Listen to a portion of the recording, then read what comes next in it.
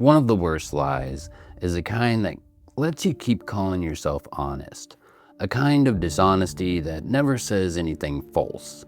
There is no made-up story, no invented detail, no sentence that you can point to later and say that wasn't true. Just carefully selected truth. A little here, a little missing there. Enough to sound honest. Not enough, though, to let the other person understand what's actually happening. That's omission. The honest liar.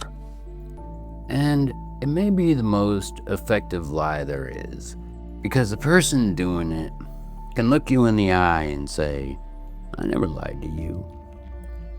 And technically, they're right.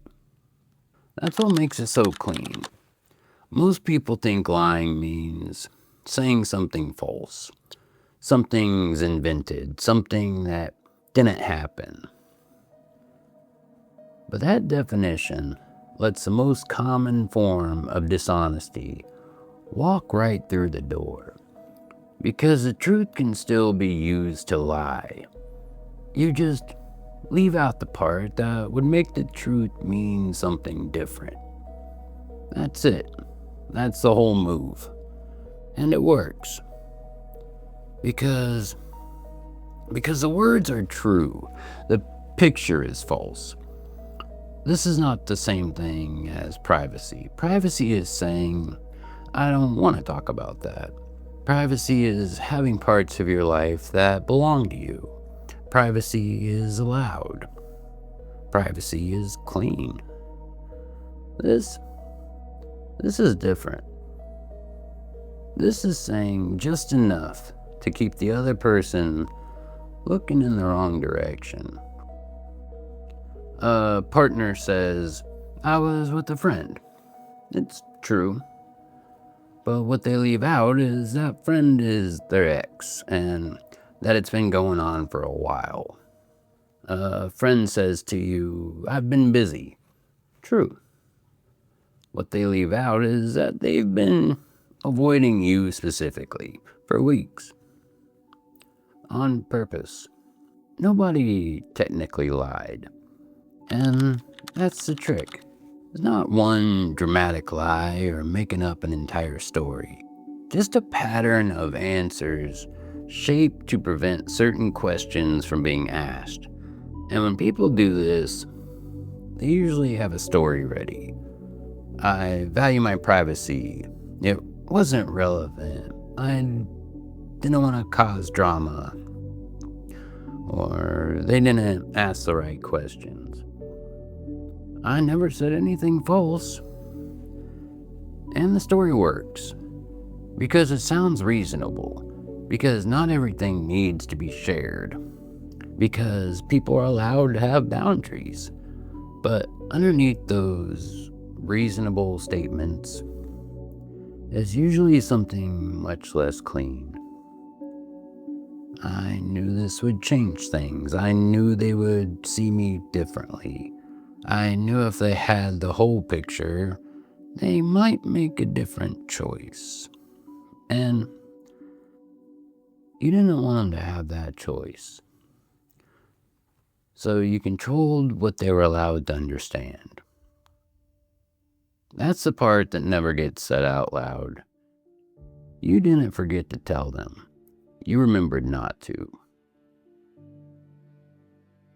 Most people who do this, they're not masterminds. They're not sitting somewhere calculating their next move. A lot of omission is automatic. A pattern they've been living by for so long, they might not even notice. Someone learned early that full honesty cost them something, that being completely known was dangerous, that telling the whole truth made some people leave or punish them or maybe use it against them. So they learned what to reveal, what to soften, what to delay, what to just leave out altogether. And after a while, it stopped feeling dishonest. It just felt like survival. The problem is survival patterns don't know when the threat is gone, so they keep running the pattern long after they need it. So now the person who once used omission to stay safe uses it with people who never threaten them, people who asked a normal question, people who are trying to understand what was real before making a decision inside this reality. And that's where it becomes something darker. Because you can't choose clearly from a picture someone else is cropping. You can't make an honest decision inside someone else's version of the truth. The person on the receiving end can feel it. Not always in words. Not at first. At first it just feels like confusion. Like something is slightly off. But you can't name what. Like the math doesn't work because you don't have all the numbers. Like you're reaching for something solid and it just keeps moving. Because the information you have is real. The conversations happened.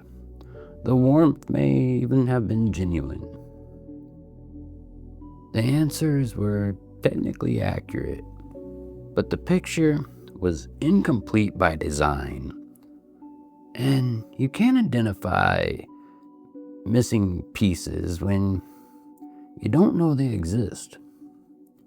So you start questioning yourself. Maybe I'm reading too much into this. Maybe I'm being paranoid. Maybe I should trust what I was told. Maybe this is my issue. And the whole time, the confusion you're feeling is the accurate response to an inaccurate picture. Your nervous system noticed. It noticed the answer that closed the door instead of opening it. It noticed the pause before the explanation. It noticed the way certain topics got moved around instead of met.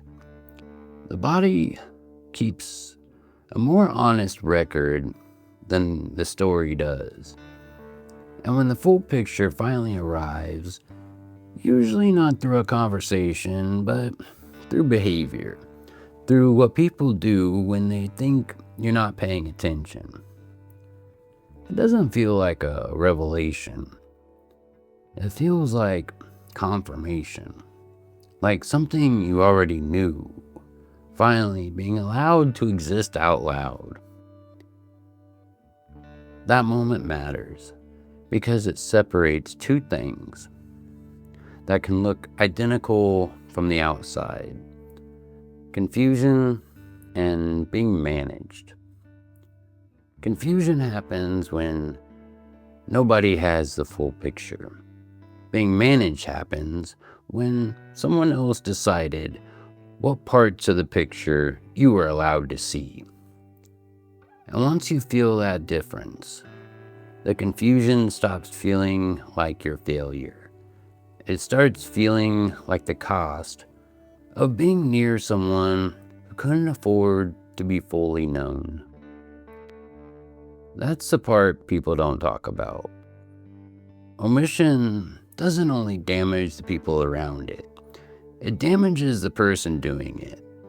Because every relationship built on omission is built around the version of you that made it through your filter. They may get close, but not to the whole person. And somewhere underneath, you know that. That's a lonely way to be wanted. There's a 2 a.m. version of this. The one that most people try not to visit. The one that shows up when the performance stops. When there's nobody left to manage. When the clean sentences go quiet. That version knows. It knows what was left out. It knows why the answer was shaped that way. It knows the difference between privacy and deciding what someone else was allowed to understand. It knows the other person wasn't given a real choice because real choice requires real information. But by morning, the story resets. I didn't lie. They didn't ask. It wasn't relevant. I'm allowed to have privacy. And some of that may even be true. That's what makes this work. The best versions of this always borrow something real. But the question was never, did I say something false? That's too easy. That's the version of honesty that lets you off the hook while the other person is still trying to figure out why nothing is adding up. The real question is, did I let this person believe something I knew wasn't the whole picture? Did I answer in a way that created their misunderstanding? Did I leave out a part that would have changed their choice? Because if the answer is yes, the lie already happened. Not the kind of lie you can prove with a screenshot. The screenshot might even make you look innocent. That's what makes it worse. That's what makes it so hard to name. And that's exactly why it keeps working. Omission isn't a technicality. It isn't a loophole. It isn't not just sharing everything. It is a decision, conscious or automatic, to let someone operate on an incomplete picture of reality, because a complete one will be harder for you to face.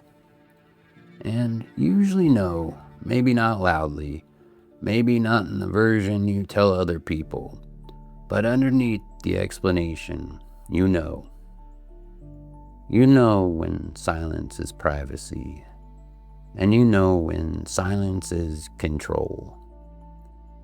You know when an answer is clean, and you know when an answer is shaped.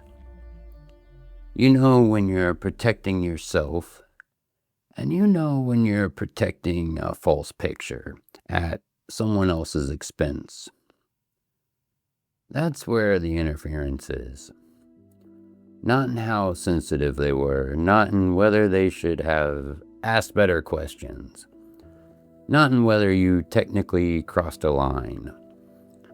The interference is the gap between what you know and what you're willing to say, between the truth and the version of truth you could still manage.